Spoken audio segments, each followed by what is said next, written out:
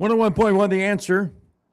Doc Washburn Show broadcasting live from the Lucas Total Wealth Studios. Schedule your total wealth evaluation today so that you can thrive in retirement at totalwealth.com. Now, we're going to do something today that, I don't know, have I done it maybe once before in the almost year that I've been on the radio here at 101.1 The Answer? I might have done it once or twice before, but it's very unusual. It's something that I hardly ever do. So,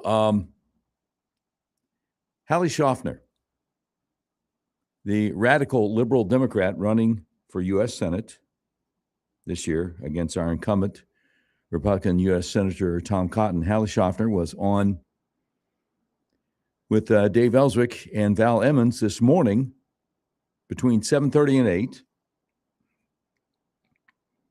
And as polite and charming as Dave and Val were, because, I mean, that's just the way they roll, Hallie still couldn't keep from stepping in it. She still couldn't keep from putting her foot in it. She still couldn't keep from letting her liberal freak flag fly, even though,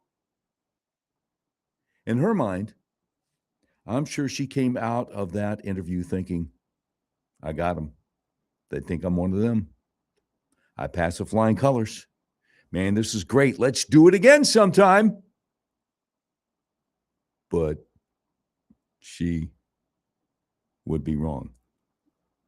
And we're finna prove it. And I really appreciate Dave Ellswick's co-host, his producer, my producer, Val Emmons, saying, hey, Hallie was on with us this morning. You might want to watch what happened. Because, they get the Facebook live stream just like we do. I'm like, hey, thanks, Val. Appreciate that. Watch the whole thing. Dave and Val performed flawlessly. Hallie thinks she performed flawlessly. Oh! No, that's not how it went down. Now, we got all the clips ready, right? Okay. Well, gentle listener, forgive me if I add some of my own commentary, my own opinions about how. See, because let me just back up for a second. It's one thing if you're running to be a city director in Dumas. Okay? You with me so far? It's one thing if you're running to be a JP in Phillips County. Okay? You with me so far? You with me so far? I mean, we all make mistakes. And if you're on a much smaller playing field where there's not a whole lot of money at stake, it's no big deal. But see, we're a country of somewhere between 330 million and 350 million. And there are 435 people in the U.S. House of Representatives and only 100 senators in the U.S. Senate. And we're $40 trillion in debt. So there's a lot at stake here. A lot at stake. And the Democrats are not sending their best. And again, before we even get into this, I will remind you, in 2010, Arkansas Governor Mike Beebe was running for his second and last term because constitutional officers, state of Arkansas, are all term limited. Very popular governor at the time, took all 75 counties. But 2012 was when something completely different happened. First of all, Republicans took the majority in the state house and the state senate, just 2 years after Mike Beebe took all 75 counties. Republicans took the majority in the state house, state senate also, in our state legislature. And beginning in 2012, there have been 53 elections in the state of Arkansas for statewide race and or federal race. And Republicans are 53-0. Now, when I say statewide and or federal race, what I mean is a statewide race would be like our constitutional officers, governor, lieutenant governor, attorney general, secretary of state, treasurer, land commissioner. I always forget one.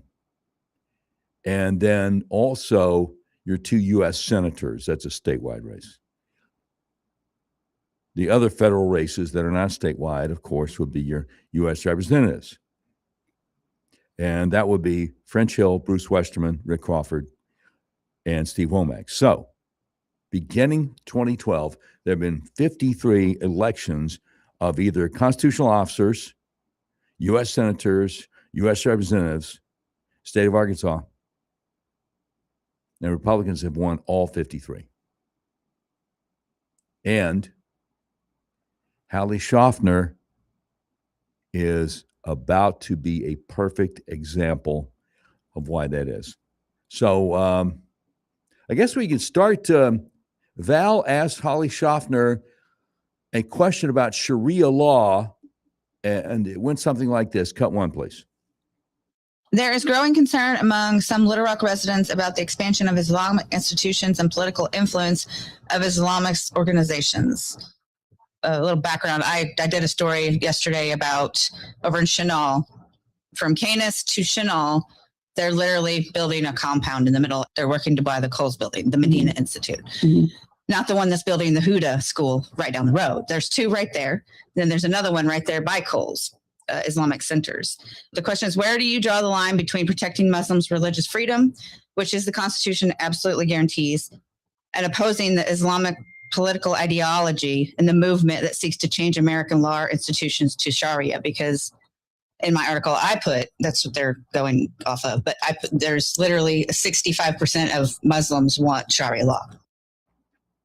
Okay, now I'm going to predict something here, that Hallie Schaffner is not going to have any idea what Val is talking about when she brings up Sharia law. She's not going to have any idea what that means, but she knows what she wants to talk about. And politicians, whether they're well-read, well-educated or not, know how to change the subject because they are trained to answer the question they would have preferred you to have asked instead of the question that you did ask. And of course, if they don't even understand the question, that's more incentive than ever to pretend they're answering a question that they wish you had asked. So Val's like, hey, okay, everybody's got a freedom of religion right, First Amendment. On the other hand, they like to impose Sharia law on us. So what do you do? How do you strike that balance? And Hallie Schaffner, her response is, cut 2, please.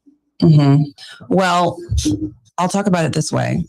First of all, I believe in religious freedom. This way. Mm-hmm. Obviously. And I believe in Jesus's teaching that the first commandment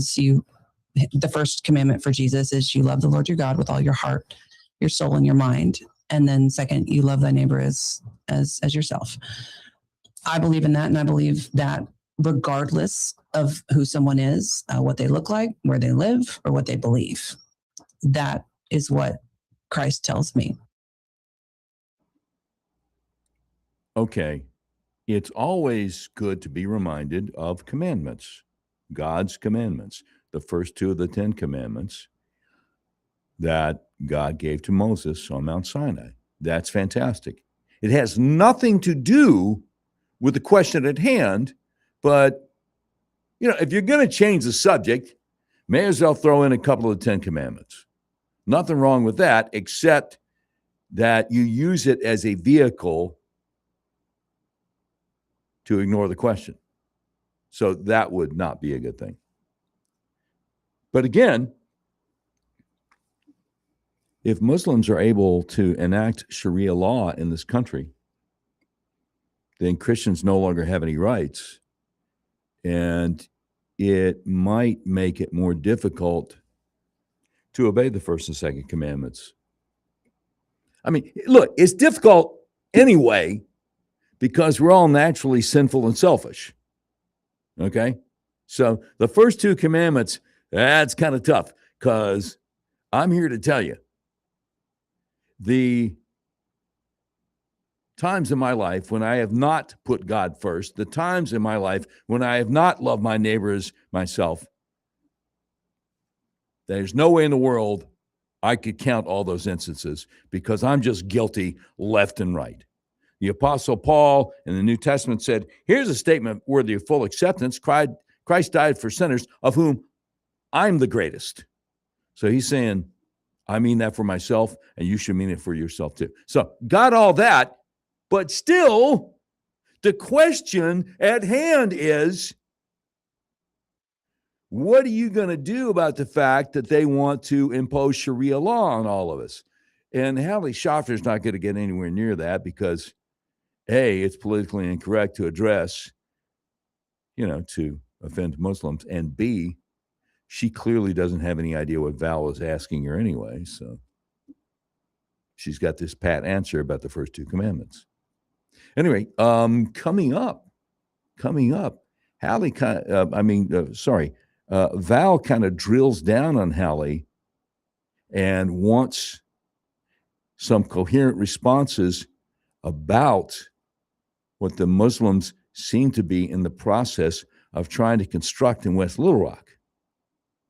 And it gets even more comical listening to Hallie's ill-fated attempts to avoid the issue. So that's coming straight ahead.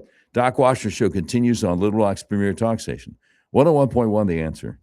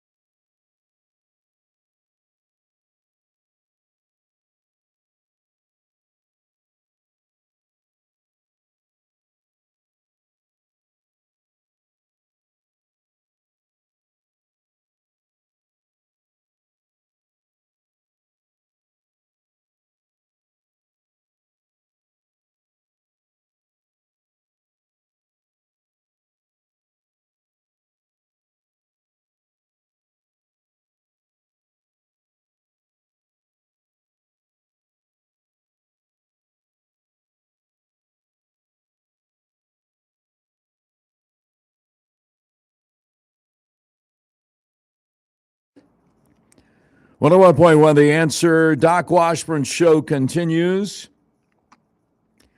If we're talking about something you want to talk about, number to call is 501-401-1011. So, Hallie Schaffner, the radical leftist who somehow got the Democrat nomination for U.S. Senate, and so she is the Democrat challenger to incumbent Republican U.S. Senator Tom Cotton coming up November 3rd. That is election day, right? That's the first Tuesday. Okay, November 3rd. And she wants everybody to think, well, you know, I'm sixth generation Arkansan and I'm worried about people being able to pay the bills and afford the food and I'm a farmer and all this kind of stuff. She doesn't want to talk about the Islamic infiltration of America and Arkansas. She doesn't want to talk about why she believes in transgender stuff. Oh, no. I go all over the state. I never hear anything about that. Anyway, enough of me characterizing her. So again, Val Emmons asked her, how do you strike the balance between First Amendment right to freedom of religion for Muslims and them wanting to take over the country with Sharia law? And Hallie starts talking about the first two commandments, which have nothing to do with how do you fight back against Sharia law. And then Hallie condemns your First Amendment right to free speech. Let's go with cut 3, please. The second thing I will say, I have interacted with Muslims. I have interacted with Jews. I have interacted with Christians all over the state. I have been to the mosques. I have been to the temples. I have been to the churches. And one thing that really concerns me is the divisiveness of our politics has led to all of these institutions putting up safety barriers so that cars cannot run through their churches, temples, and mosques. And they have armed guards outside their churches and their temples and their mosques. I'm extremely concerned about the rhetoric that we use around religious freedom because I think it puts people at risk. And I think we have seen an uptick in that kind of violence in our country. And I certainly don't want to foment that here in Arkansas. You got it? There's religious violence in Arkansas, and it's all your fault. Got it? It's a political rhetoric. It's all your fault. So I did a little research. I went to AI. I said, Democrat candidate for U.S. Senate from Arkansas, Hallie Schaffner, stated this morning on the Dave Elsick Show, 101.1 The Answer, that all churches, temples, and mosques in Arkansas have put up safety barriers to prevent anyone from driving a vehicle into their places of worship, and that all places of worship in Arkansas also now employ armed guards outside the buildings. Since that can't possibly be true, is there any way to quantify what percentage of these places have done this? So here's what Google AI Overview said. There is no exact statewide data or census to quantify the precise percentage of houses of worship in Arkansas with vehicle barriers and armed guards outside, but experts in security studies indicate it is a small minority. You know, that's kind of what I figured. While large congregations and high-profile institutions have significantly increased their security budgets, the vast majority of small, rural, and medium-sized houses of worship across the state lack the financial resources or volunteer staff to implement physical anti-ramming barriers or employ dedicated professional armed security guards. But she said all of them. And it's all your fault. It's all your fault because the political rhetoric is so heated. So the most recent example of what she's talking about was the attack on the synagogue in Michigan, March 12th of this year, when an armed man rammed a Ford F-150 pickup truck through the doors of Temple Israel in West Bloomfield Township, Michigan. And that was the guy who's trying to kill people because they were Jews and he was a Muslim. But again, That's all your fault as far as Hallie Schaffner is concerned. It's a political rhetoric. It couldn't have anything to do with the fact that he believes the Quran says he needs to kill Jews and other people. No, no, no, no.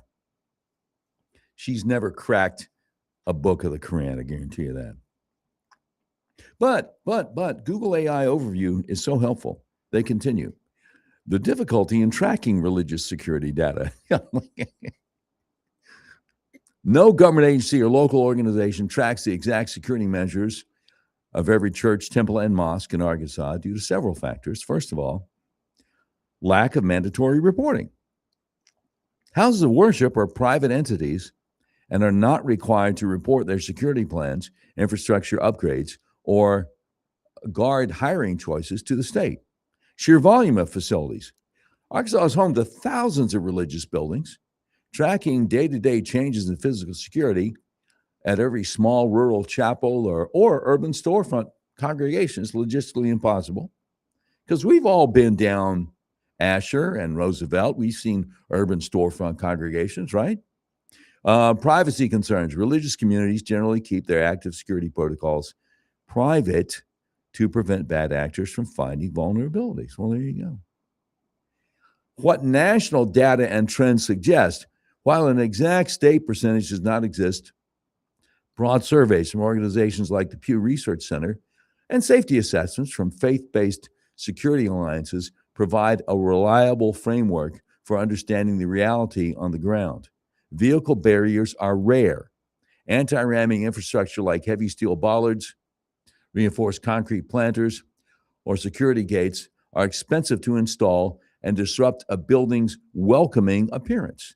Nationally, these are typically only found at high-risk targets, massive megachurches, or buildings with recent renovations. There's exceedingly rare at the average neighborhood house of worship. Armed guards versus volunteer teams. While many large ministries employ professional, uniformed armed security, the vast majority of houses of worship rely on informal volunteer safety ministries. In states like Arkansas, laws allow for concealed carry in churches under specific guidelines, et cetera, et cetera. But see, the problem is nobody told Grandma Hallie that we got the internet and we can immediately check her bogus claims. More coming up. Doc Washer Show 101.1 The Answer.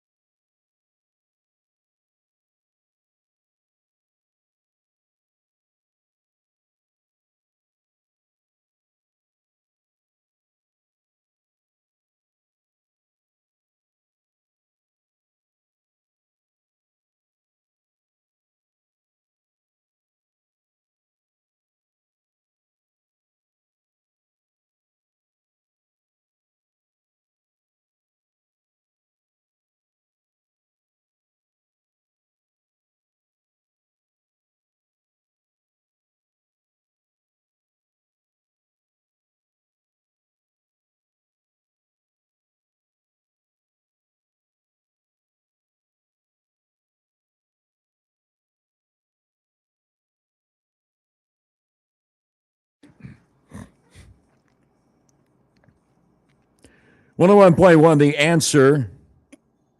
Doc Washburn Show continues. If we're talking about something you want to talk about, number to call is 501-401-1011.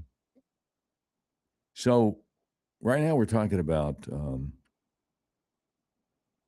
Hallie Schaffner's catastrophe of an appearance this morning with Dave Ellswick and Val Emmons. Dave and Val do the morning show from 7 to 9, weekday mornings, 101.1 The Answer. Hallie Schaffner thought she did a great job this morning. But again, she claimed that all churches, synagogues, and mosques have had to install barriers to keep people from driving vehicles into their churches, synagogues, and mosques, and have all had to hire armed security. Why? It's your fault, because of the political rhetoric that has been leading to violence. Now, think about this. What she is engaging in is what a wise man once called the soft bigotry of low expectations. As far as she is concerned, when a Muslim drives a truck with explosives in it through the door of a Jewish center in Michigan back in March, it's not the Muslims' fault. It's the fault of the political rhetoric that somehow political rhetoric of Christian conservatives who are against Islam angered him enough that he was going to do this. He has no agency. As far as she's concerned, Muslim terrorists are children. They're not adults. They have no agency. That's what she is implying to you. Now, she may not realize that's what she's implying to you, but that is what she is implying to you. They have no agency. It's just like all the liberals after the September 11th, 2001 attacks on this country, wringing their hands saying, what must we have done to upset them to the extent they're willing to fly planes into buildings? Oh my goodness, what did we do to upset them? Hallie has been a liberal all her life, obviously, and she believes that, or she wouldn't be blaming you and your First Amendment right to free speech political rhetoric for her lies that all mosques, churches, and synagogues in Arkansas have had to install barriers and hire armed security. Now, the last little piece of this Google AI overview that I researched asking, come on, man, how many mosques, synagogues, and churches in Arkansas have actually done this? And they're like, well, there's no official number, but obviously it's an exceedingly small number. The last thing they say, verifying political claims on air. Broad political statements claiming that, quote, all, unquote, institutions have implemented strict measures like vehicle barriers and outdoor armed guards are generally rhetorical exaggerations, generally meant to highlight a heightened state of cultural anxiety or a push for safety. Fact-checking groups and security experts consistently find that universal implementation of such costly security measures does not exist in any state. Hey-o! Wait. Well, of course not in the blue states, because Hallie's not going to claim that anybody's political rhetoric in a liberal state would have had any negative ramifications. It's just those of us in a conservative state like Arkansas. She wants us to shut up. And the implication also is that there is some speech that she would like to outlaw, like anything that offends Muslims. Yeah, then they'll stop being violent. Really, Hallie, really. So we got another Q&A teed up, but I want to grab a phone call first. What's the name of the caller in Benton again? Okay, let's go to James in Benton. James, thanks for calling in the Doc Washer Show. What's up, brother? Hey, Doc. Good to hear you. Thank you. I had a question. Is Hallie Schaffner related to Martha Schaffner, the state? I believe she was state treasurer or auditor, maybe treasurer. Somebody asked that online a while back. Yeah, the lady with the money in the pie. And I looked it up and I couldn't. I researched it like crazy and I couldn't find any connection. Val is shaking her head no, like they're not related. But I will say one thing. Now, I got a brother named Dave, and he really studies genealogies. He's not a Mormon, but he's really interested in genealogies. And he said that almost everybody you went to high school with, you're somewhere between 8th to 12th cousins of. Now, if she's related to Martha Schaffner, it'd be like maybe 7th or 8th cousins, and neither one of them would have any idea. Because you go that far back and you talk about millions of people. But good question, because I wondered that too when I saw her name. I'm like, wait a minute, is she related? And I just couldn't find any evidence online anywhere. Absolutely. Well, I was curious because they seem pretty prominent over there in Jackson County. Yeah. So there may be some cousin thing going on there. But anyway, I was just wondering because, Martha, I think she did 30 months in the pen for embezzlement or something like that. Yeah. Yeah. She went up for a while. She went to jail for a while because it was embezzlement, right? I believe it was. Yeah. And, it's a shame that I wasn't in Arkansas yet when she went to jail, because you know me, everything reminds me of a song. And if she did 30 months in jail, I could have maybe done a novelty song based on that old Humble Pie song, 30 Days in the Hole, But anyway. All right. Well, thanks for taking my call. I'm goofy like that, James. Thanks for calling, brother. Appreciate it. All right. God bless you. Thank you.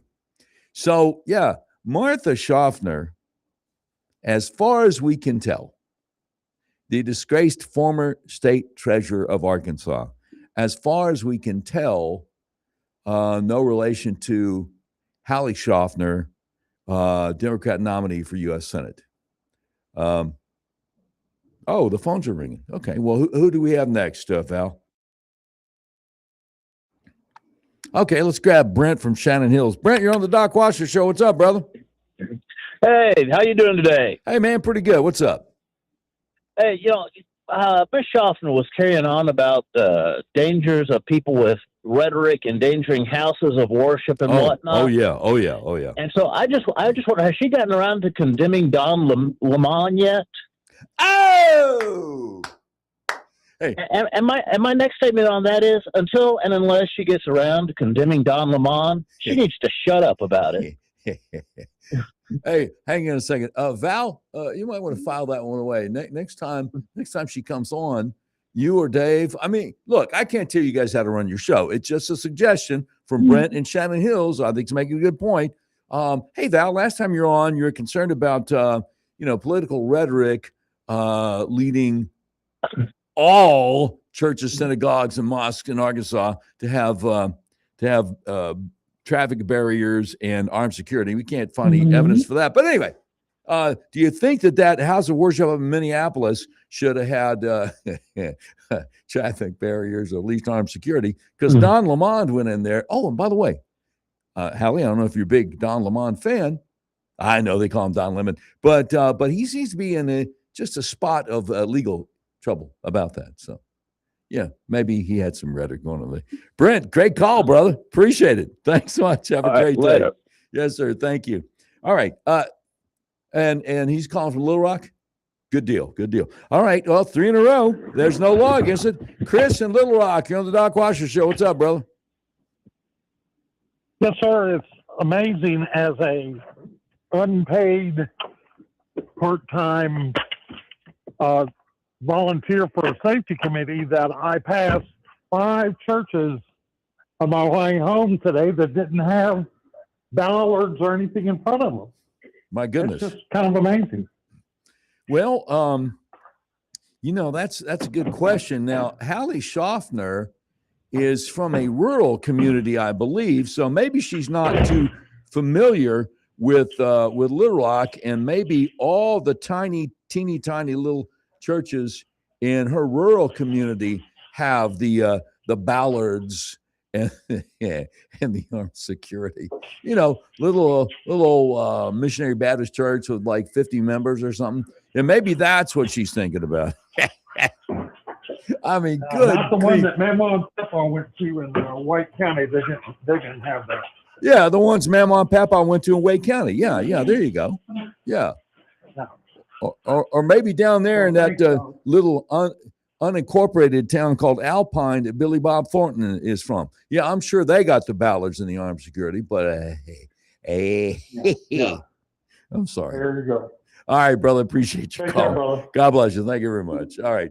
Yeah, that's got to be it. Okay, now the last Q&A from Hallie Schaffner on with Dave Ellswick and Val Emmons this morning is exactly. That's kind of like an exclamation mark.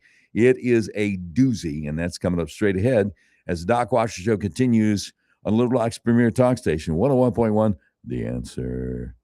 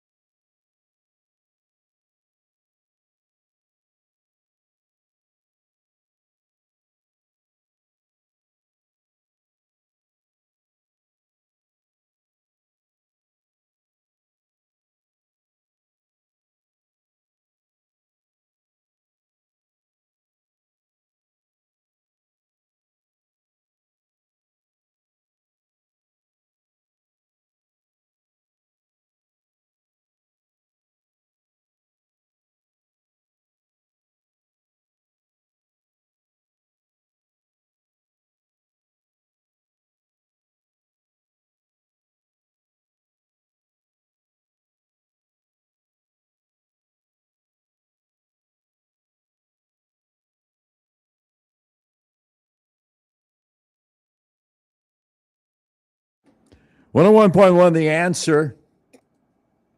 Doc Washburn Show continues. If we're talking about something you want to talk about, we have ample evidence that when people call in, we do actually put them on the radio if they want to talk about what we're talking about. So, young Val and I were talking during the break because I looked on Martha Schaffner's website, her campaign website. You click the About tab, and it says she's from a small farming community called Schaffner in Jackson County. Okay, so Martha Schaffner was born and raised in Jackson County. Graduated from Newport High School. Come on, man. They got to be third or fourth cousins or something, right? Come on, seriously. I got to do this. I got to Google it. Because nobody's asked Hallie about it, right? Because, I mean, people who were around in 2013 when Martha Schaffner got in legal trouble, they remember, some of my callers remember.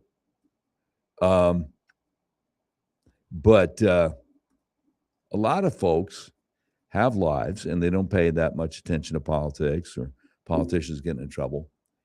And when you text, are Hallie Schaffner and Martha Schaffner related? You don't get an answer.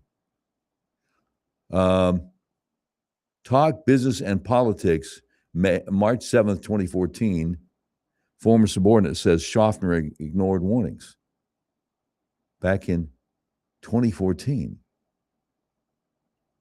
Oh, but that's about Martha Schaffner. Wait. Is Hallie in here too? Come on, hang on. No, there's just a link to a more recent article about Hallie. That's all. Anyway, but before we run out of time, go to the 5 o'clock news. I've got to give you a little bit more in case you just get in your car. We've been talking about Hallie Schaffner's disastrous appearance on the Dave Ellswick Show with Val Emmons this morning. And so yeah, I guess what we want to do, we played the first 3, and Hallie Schaffner says it's your First Amendment right to free speech, political rhetoric that is leading to violence against houses of worship in Arkansas. So clearly she wants your free speech to be limited. Clearly she wants speech which would insult Muslims to be outlawed because she's a lib. Okay, now, I gotta say, Val's next question is fantastic. Cut 4, please. So what would you do if a mosque decided over in Chenal, one of the most wealthiest neighborhoods in Little Rock, that they wanted to do the call to prayer? Now, the next clip is very short because it's just a moment to show that Hallie Schaffner has absolutely no idea what Val just asked her. So let's go with cut 5, please. If they wanted to do the call to prayer. Total confusion. Again, she's a lib, so she has studiously avoided any evidence that there is an Islamic invasion going on in the United States of America. As far as Hallie Schaffner is concerned, we're the bad guys anyway. They're the good guys. No, listen to me. The implication of what she said earlier was that when that Muslim guy drove his Ford F-150 truck through the closed front doors of the Jewish Center in Michigan with explosives in his truck, that was because of political rhetoric. It had nothing to do with Islam. So Val and Dave are going to try to explain the question to Hallie Schaffner using some some reference points which have been in the public domain from people who are paying attention, and their efforts would all be for naught because she still has no idea what they're talking about. So let's go with cut 6, please. If they wanted to do the call to prayer, Like they did at War like, Memorial. like or in On Ramadan. in Dearborn, Michigan. Yeah. I mean, It's 3:30 in the morning, 5 times a day. Call to prayer. You 5 think times a that's day. fair to all those people living there? Well, I would love for the community to have input in that. If the community finds that they don't have a problem with it, then that's great. I mean, I feel that way about any industry or any religious institution or any institution at all. I think that they should work with the community that they're going to be in. And if that community has input, then that's great. Any industry? See, I don't think Val was speaking conversationally, and I think when she said, like they did at War Memorial, I don't think that I don't think Hallie absorbed that at all. But and they go on, they talk a little bit more later, and Val's trying to explain this is going on in the Dallas-Fort Worth area, and New York City, and Hallie's like, "Oh, I'm an Arkansas first candidate. I'm just about stuff affecting Arkansas." See, what she doesn't know, because, it would not occur to you in the moment when you're surprised that the person you're questioning doesn't know. Maybe you don't think to say, well, on a loudspeaker, starting at 3:30 or 4:30 or 5:30 or whenever it is, but before dark in the wintertime, it's on a loudspeaker. It wakes everybody up. Because Val and Dave are thinking, surely we don't have to draw her a picture. Surely we don't have to. I mean, isn't it obvious what we're talking about? And with Hallie Schaffner, no, it isn't, because she's still stuck on being against your First Amendment right to free speech. Because she lied.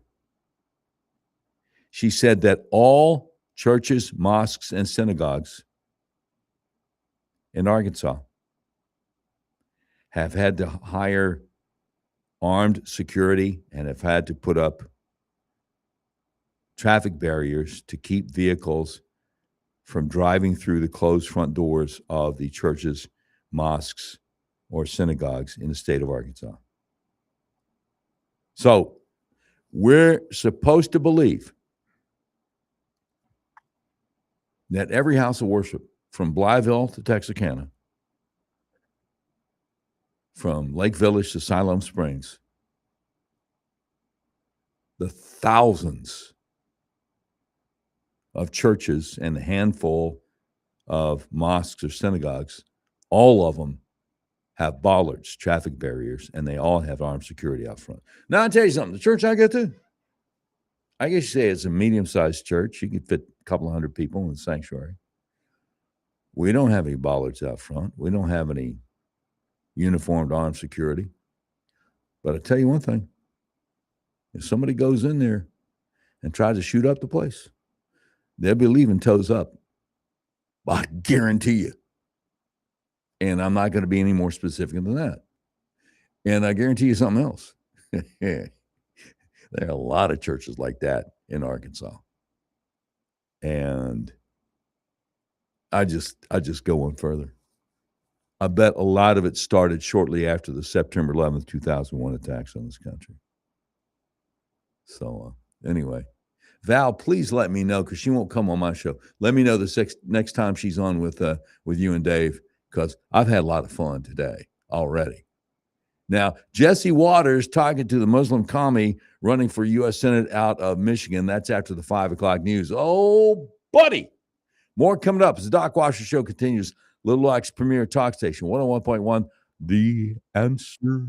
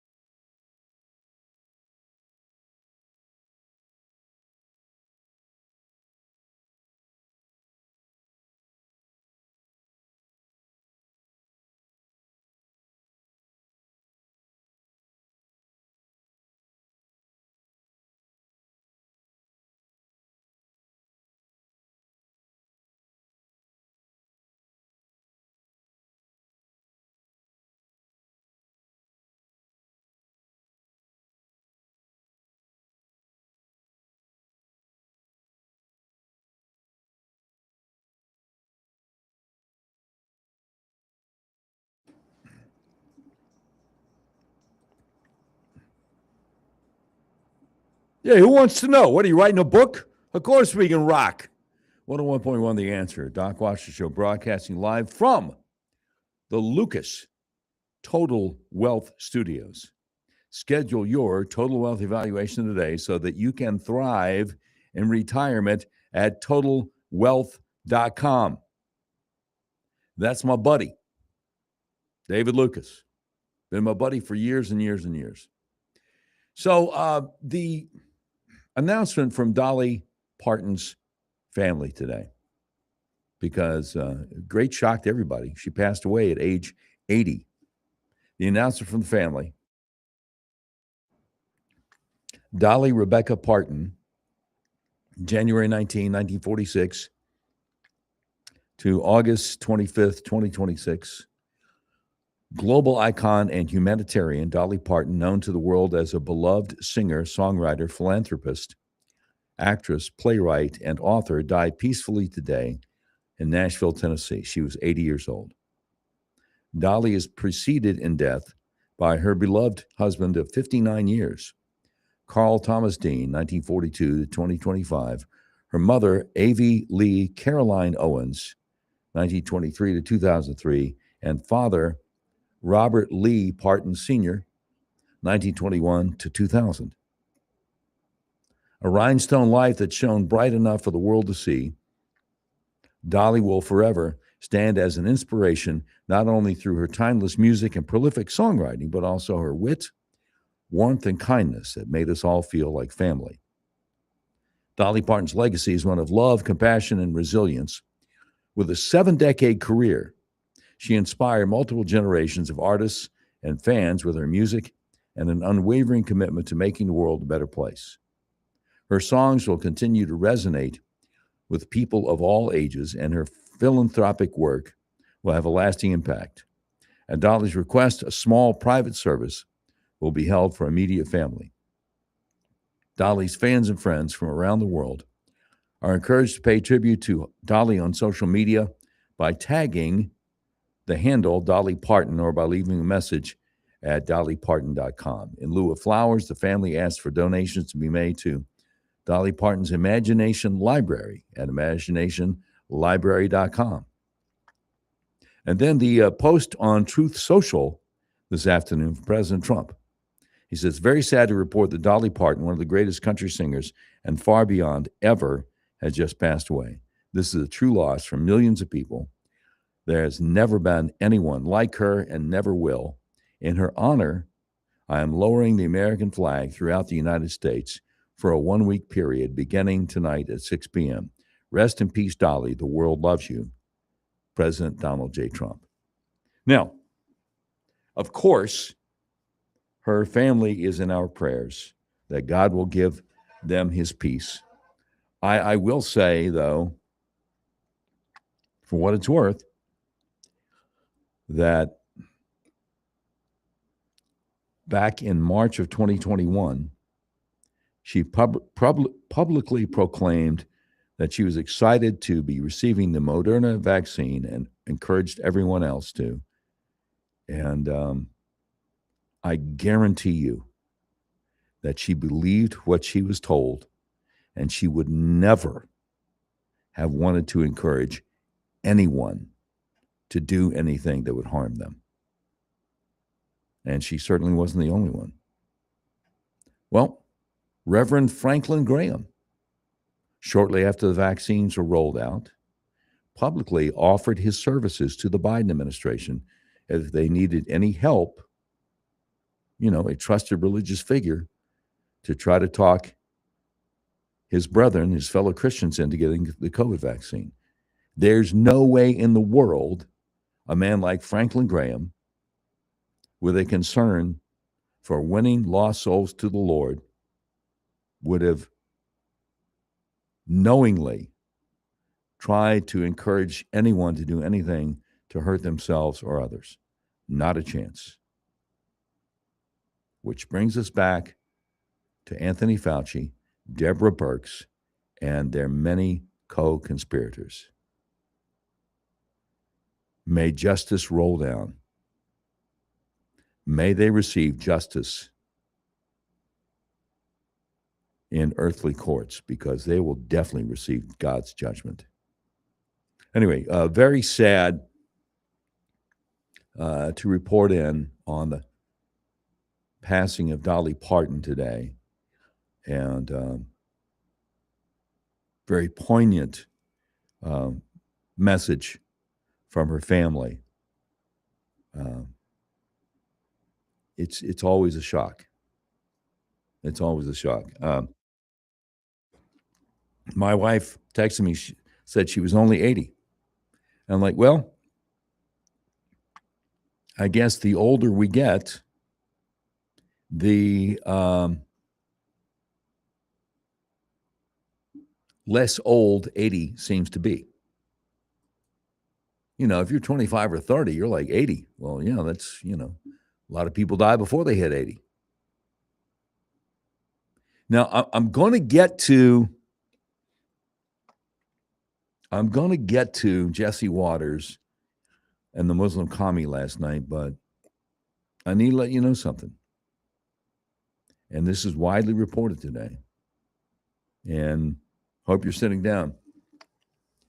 CIA Director John Ratcliffe made an unexpected visit to Moscow, Russia today. You hear about that yet? According to flight data and new media reporting, Director Ratcliffe, CIA, flew into Latvia and from Latvia into Russia on a C-17 military transport plane. So hat tip to Sundance over at conservativetreehouse.com. He has the receipts here. Via CBS News, CIA Director John Ratcliffe is in Moscow, Russia for meetings, according to sources familiar with the situation, who spoke to CBS News on Tuesday. News of his trip comes after a U.S. Air Force Boeing C-17A Globemaster III transport plane was spotted at a Moscow airport, along with a U.S. diplomatic motorcade. Neither the U.S. nor Russian governments has commented on the identity of the U.S. official in Russia or the purpose of the visit. The CIA did not immediately comment. It appears to be Ratcliffe's first known trip to Russia as CIA director, though he has maintained contact with Russian intelligence counterparts. Then we got Axios. CIA Director John Ratcliffe is visiting Moscow on Tuesday for talks with Russian officials, according to two U.S. officials. Why it matters. This is Ratcliffe's first trip to Moscow since he took office, and the highest level visit by a Trump administration official to Russia since January.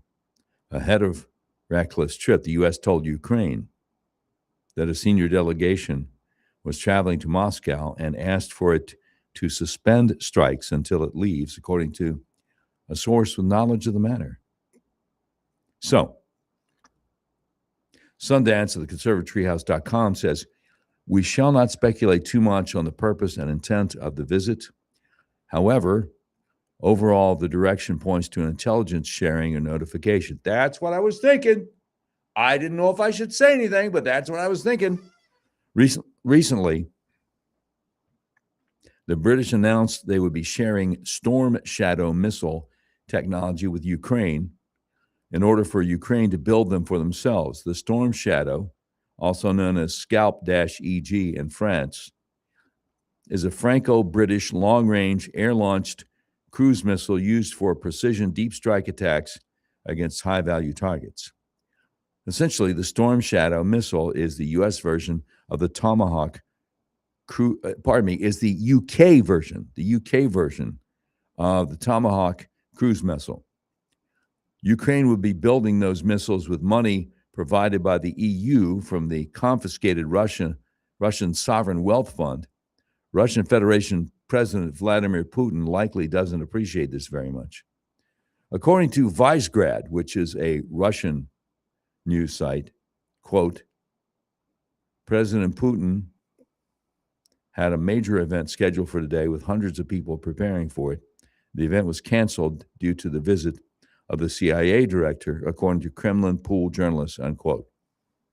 CIA director John Ratcliffe is now returning home from Moscow. Y'all got a minute for a crazy theory? I say, do you have a minute for crazy theory? So Putin does not want Ukraine getting long-range missiles, kind of like our Tomahawk. He doesn't want them to get the UK French version of that, right? What if he has something we want, and in exchange for us calling off the dogs and saying Ukraine can't get the UK version of the Tomahawk missile, Putin would have to give up whatever intel he has behind the Steele dossier, CrowdStrike, Crossfire Hurricane, Russiagate, the long-term intel op trying to take Trump down that the federal grand jury in Fort Pierce, Florida is investigating right now because we want indictments. What if Trump's like, yeah, I realize you guys don't want the long, well, not Trump so much, but Ratcliffe speaking on his behalf.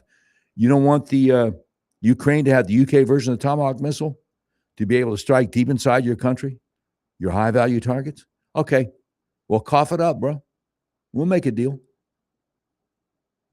I don't know. Stranger things have happened. More coming up as the Doc Washer Show continues. Little Rock's premier talk station, 101.1 The Answer.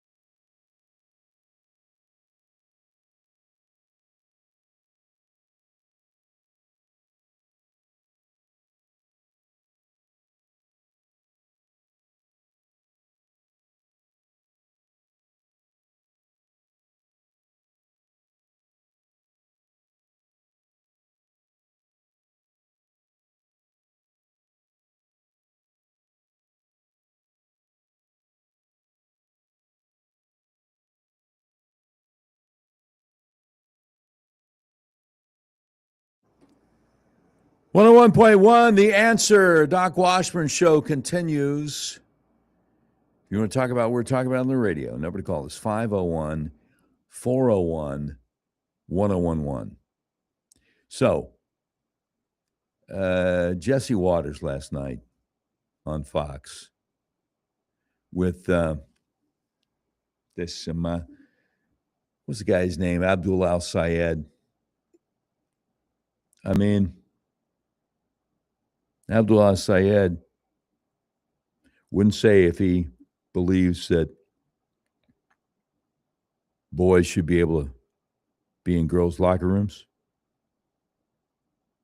He refused to criticize transgender mutilation because it should just be between the parents and the doctors. And he even equated circumcision with castration. So, let me just say this about that. The question is what he got away with on those issues last night as bad as what Jesse let him get away with on a different issue? This just shocked the living daylights out of me. Look, hey. I have interviewed a whole lot of people myself. And I have been in a position where after the interview, I'm kicking myself going, why'd you let him get away with that? And the perfect follow-up question would have been this: how come you didn't say it? So before I start launching on Jesse Waters, I'm just going to let you know that I made some stupid mistakes in interviews myself. Okay, so that gives me the entree to launch on Jesse Waters. Let's go with cut 7, please. Getting rid of Sharia law's white supremacy. Can you explain that one? Do you know what canon law is? Jesse, I assume you're Christian, right? Yeah, tell me. All right, so canon law is the name for Christian law. I don't begrudge you your right to practice your faith as you choose. I don't know why the idea that I could practice my faith as I choose is a problem. Nobody is trying to push Sharia law on anyone else, just like I hope nobody is trying to push canon law on anybody else, because we live in America where you should have the freedom of your religion. So while that was playing, my producer, Young Val, said, who would say that? And the answer is somebody who thinks he can get away with saying it, and he did. Of course, Muslims are trying to push Sharia law on us. The videos are viral. That's number one. Number two, when Abdul Al Sayed said, do you know what canon law is? You're a Christian, right? And Jesse, instead of saying what it is, says, tell me. Because Jesse, who's brought up Roman Catholic, has no idea what canon law is. Canon law is what is in writing that theoretically is supposed to control how the Roman Catholic denomination conducts itself. Whereas Sharia law is what Muslims want to impose on everybody, and they do. And Abdul Al Sayed lied through his teeth, saying nobody said. Hey, I'll tell you what. If you go on YouTube or Twitter or wherever, you do a search for Sharia law, you will find videos of Muslim imams talking about the long-range plan to impose Sharia law on all of us in the good old USA. And Jesse doesn't know that. And I have a theory. I think that some people, when they start making millions, reading a teleprompter, doing a talk show, maybe they want to enjoy the fruits of their labor is what got them that way.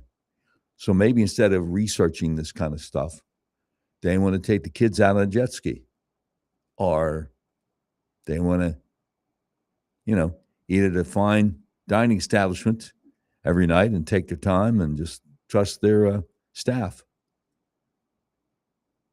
But Jesse Waters did not challenge the Muslim communist nominee for the U.S. Senate from Michigan, who said, nobody's trying to impose Sharia law on anybody. All right?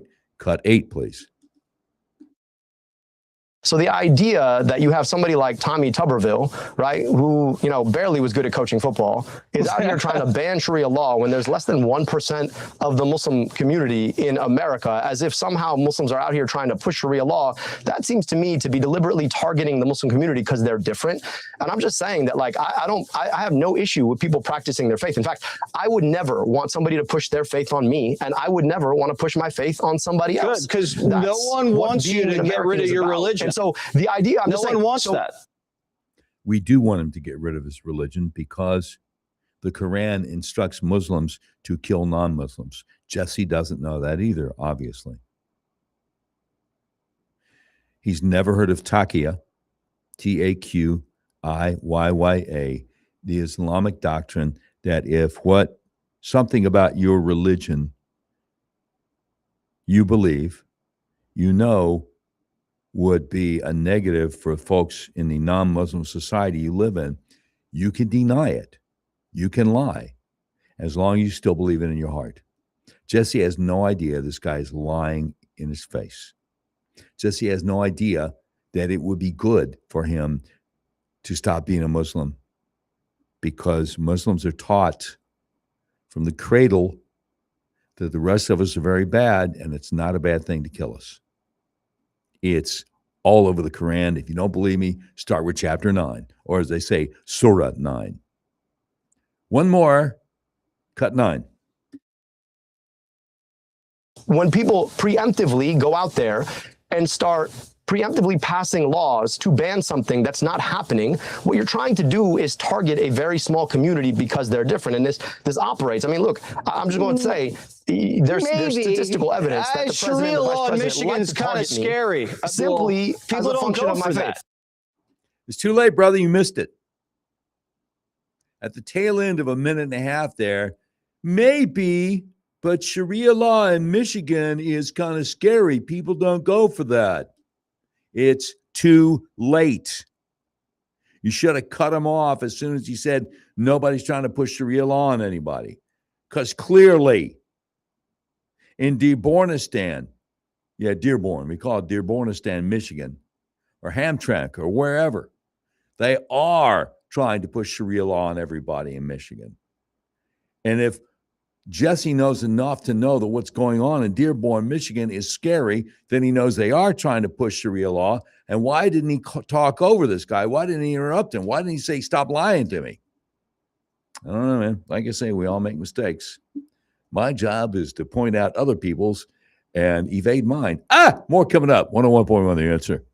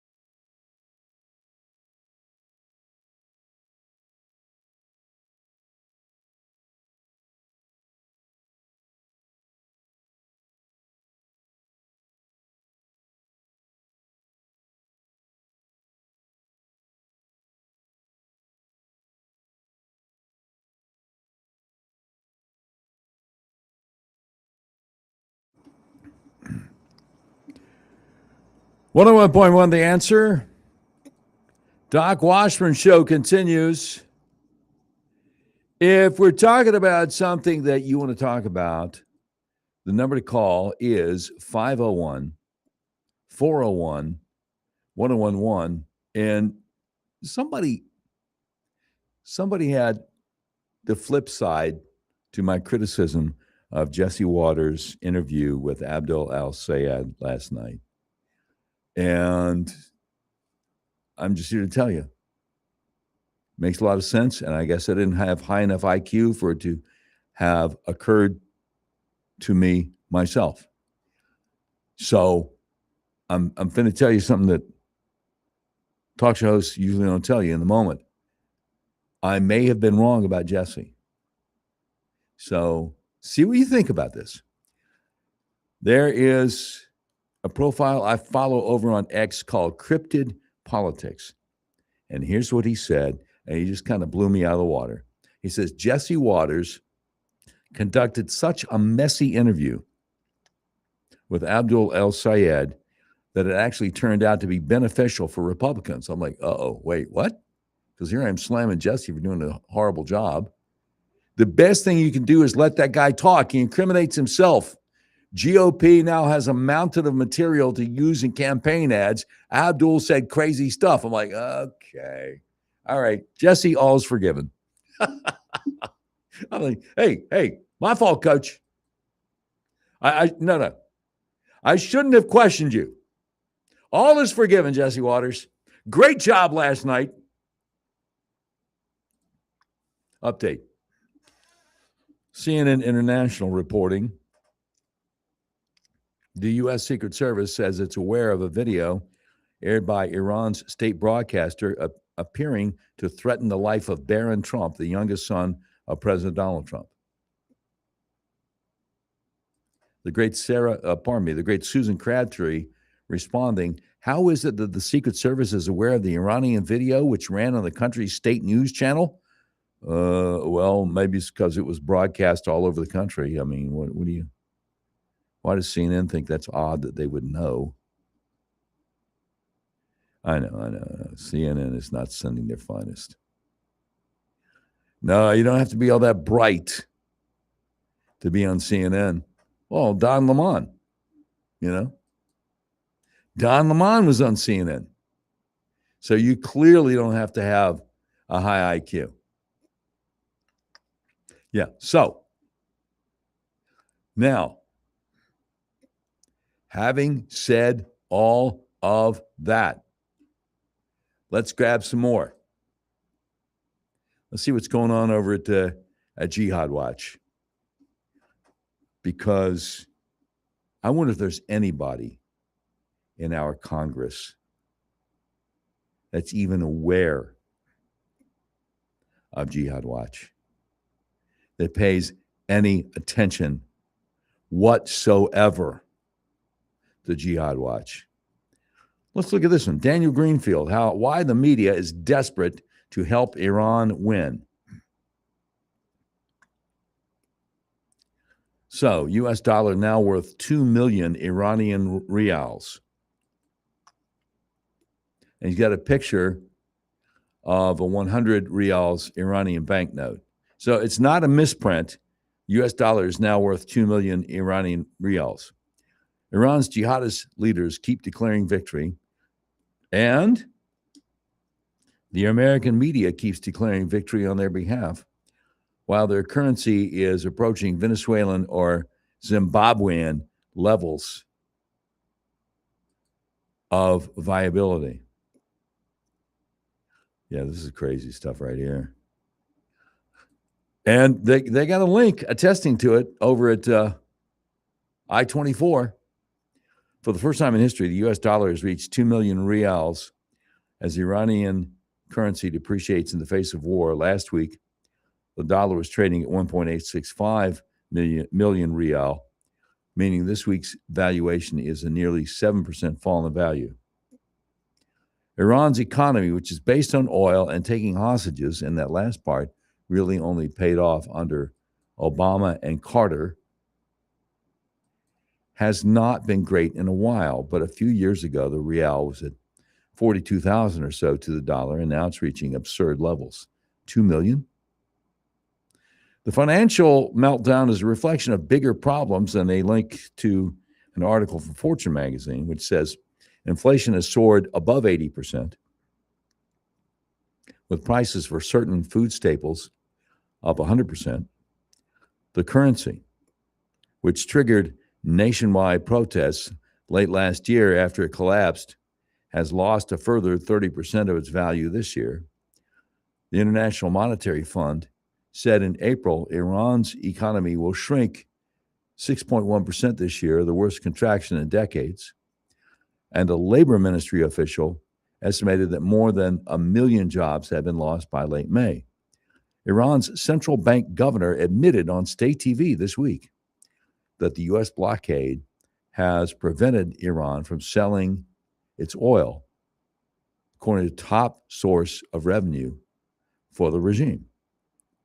Abdul Nasser Hamadi said, quote, "It is a reality that we are not exporting oil. The Americans have frozen our foreign exchange reserves and do not allow us to access them," unquote. Man, he better be careful, because if he's telling the truth about negative stuff going on there with the Iranian regime, they might take him out and shoot him. So Daniel Greenfield, Jihad Watch, says, of course, this only matters so much to the IRGC and its terror bands who have the guns and are therefore actually in power. But fortunately for Iran, they have major assets inside the United States of America, like our media and the entire political party that comes with it, the Democrats, which has been working hard to undermine the blockade. It may be 2 million reals to the dollar, but it's 1,000 traders to the dollar. Yikes. Well, he's got a point, you know. Oh, no. Did you hear about this one? Vermont. Burlington mayor calls for gun control after Muslim stabbing. He didn't use a gun, he used a knife. Subtitle, I know these incidents can leave us feeling worried, angry, and unsettled. And to get the mugshot of Hassan Haji. Muslim mass migration from Africa has changed the composition of parts of New England, like Maine and Vermont, and made them far more dangerous. Here's how it's playing out in Bernie Sanders' own backyard in Vermont. Again, Daniel Greenfield from Jihad Watch. And this time he links to a TV station in Burlington, Vermont. Investigators say 24-year-old Hassan Haji of Winooski, Vermont, surrendered to police on Tuesday morning. He faces the charge of second-degree murder and the death of 24-year-old Dang Dao. So it sounded like he probably murdered a guy whose parents came here from Vietnam. Police say surveillance video from the parking lot behind the courthouse on Main Street shows a fight between Dao and 22-year-old Shawaib Mohammed, when police say Haji stepped in and stabbed Dang. Mohammed and Haji are both proper Islamic names. Dao, the victim, was probably Sudanese. It's unclear if he was Muslim. Oh, I thought Vietnamese. Okay. But of course, we can't talk any of that, so the leftist mayor is resisting any reforms to the pro-crime policies and insists on gun control. Yeah, can you believe this? Quote, Democrats on the Burlington City Council pushed through a resolution earlier this month that targets criminal behavior downtown, including public drug use and illegal camping. Burlington Mayor Emma Mulvaney Stanek, a progressive, condemned the resolution and accused councilors of refusing to collaborate with her office before putting it forward. In a press release on Monday morning, Mayor Mulvaney Stanek called the weekend incidents deeply unsettling, but sought to dispel any notion that they reflect a broader deterioration of safety in the city. She wrote, I know these incidents can leave us feeling worried, angry, and unsettled. particularly at a time when our community is engaged in difficult and fraught conversations about safety. This is the time to unify around what we know makes communities safer.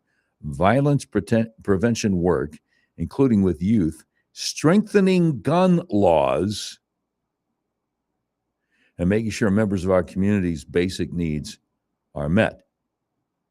Daniel Greenfield, Jihad Watch, says what we know makes communities safer: pandering to criminals, banning people from defending themselves, and the welfare state. Also, mass migration for some of those violent places on the planet, especially that last one. It's whack, yo. More coming up as the Doc Washer Show continues on Little Rock's premier talk station, 101.1 The Answer.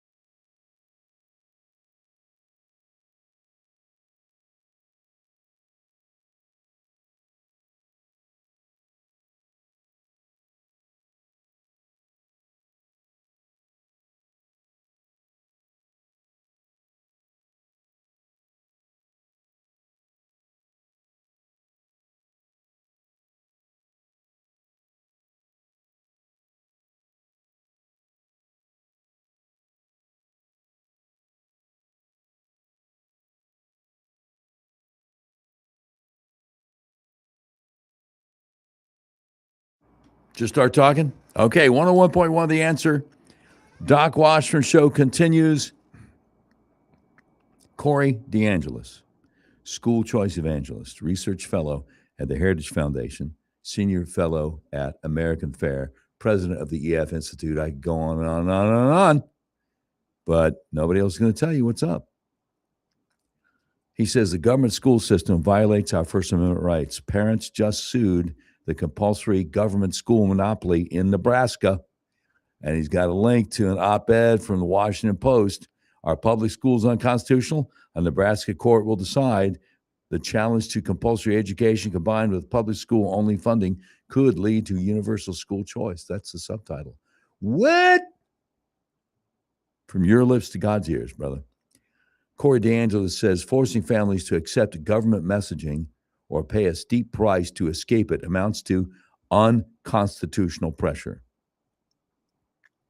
Nebraska law requires parents to enroll children in a public, private, denominational, or parochial school or to homeschool them. Noncompliance is a Class 3 misdemeanor punishable by up to 3 months in jail and a $500 fine. Yet the state offers educational benefits, roughly $19,000 per student statewide in 2024-25, and about $17,400 in Lincoln, Nebraska, only to families that enroll their children in public schools, thus accepting the government's preferred viewpoints. Nebraska ranks near the bottom nationally on school choice indexes and provides no scholarships, tax credits, or charter schools. Governor Jim Pilton has opted Nebraska into the new federal tax credit scholarship program effective January 1, 2027. Both families in this lawsuit withdrew most of their children because remaining in public schools meant adopting educational speech they reject. The Mentors Elementary School displayed a classroom door sticker promoting alternative sexuality and transgender ideologies and pressed climate change views the parents found fear-based. The Jacobson's School taught transgender ideology. The children were also exposed to divisive narratives. Can we turn that down? I guess not. Divisive narratives suggesting certain races were victims and others were oppressors because of their skin color. The parents' complaint rests on 3 theories. First, the combination of a criminal education mandate and funding limited to government viewpoints directly abridges parents' free speech rights under the First Amendment. Education is inherently speech, and parents hold the primary right to speak or to choose who speaks in their behalf. Second, the same facts violate the Nebraska Constitution's free speech clause, which state courts treat as mirroring the federal guarantee. Third, the arrangement creates an unconstitutional condition. That is, the state may not condition a valuable public benefit on the surrender of a constitutional right. The combination of a compulsory mandate and exclusive public school funding is viewpoint discrimination, not a neutral funding decision. Nebraska mandates educational speech, then funds only the government's perspective and withholds support from any other. The state has no compelling interest in government-run education specifically, as opposed to education generally, and less restrictive alternatives exist.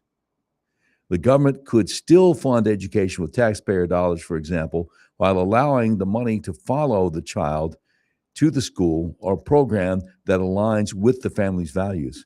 Big lawsuit coming up in Nebraska, and it's going to have national reverberations.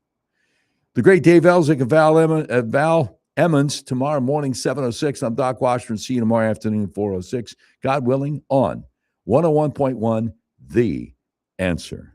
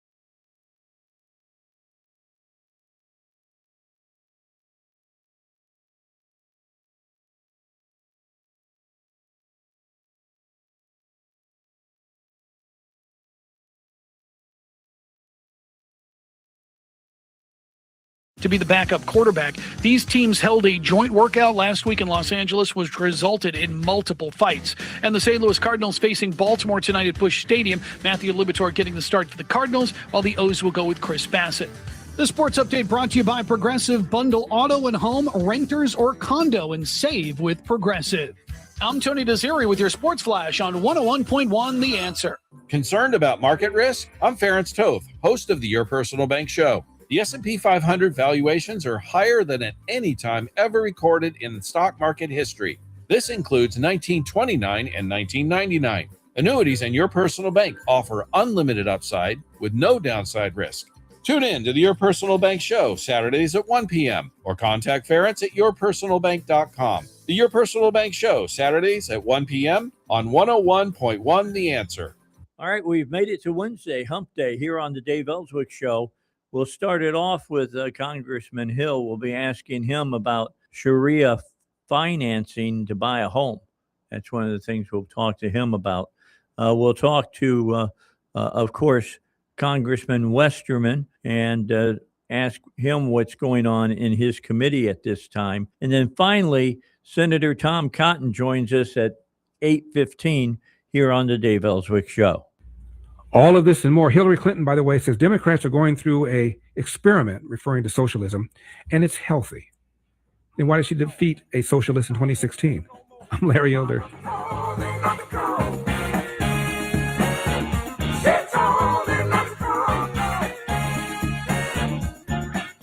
Hey, y'all, I'm Willie Robertson. And I'm Corey Robertson.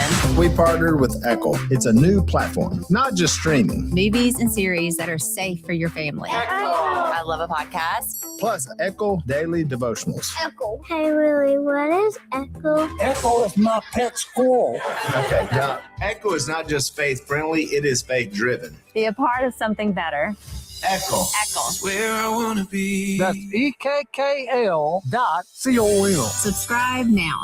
This is 101.1 The Answer, where Little Rock comes to talk. Start your morning with a voice you know and trust. Dave Ellswick.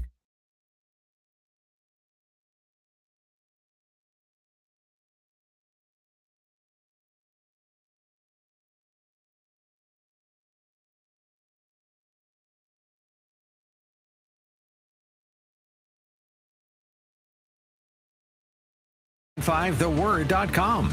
This is 99.5 The Word, KDIS FM Little Rock, a Salem media station. First and 45 is being brought to you and sponsored by Every Arkansas of Arkansas.